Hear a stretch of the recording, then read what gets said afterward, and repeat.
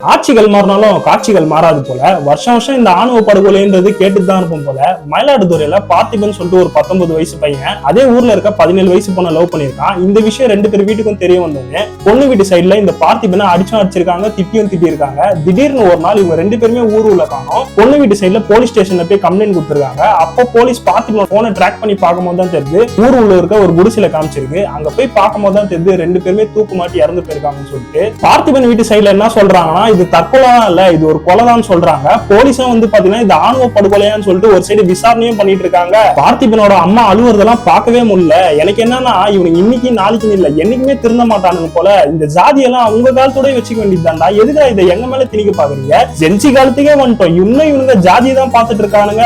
உலகமே ஏஐ நிலா செவ்வாய் கிரகத்துக்கு மனுஷன் அனுப்புறதை பத்தி யோசிச்சுட்டு இருக்காங்க. இன்னும் நம்ம ஊர்ல தான் நீ இந்த ஜாதி நான் அந்த ஜாதி, இந்த ஜாதிக்காரனுக்கு நான் பொண்ணு தர மாட்டேன், அந்த ஜாதிக்காரனுக்கு நான் பொண்ணு தர மாட்டேன்னு சொல்லிட்டு கேவலமா அடிச்சிட்டு இருக்கோம். இதெல்லாம் பார்க்கும்போது உங்களுக்கு தோன்றத கமெண்ட்ல போடுங்க.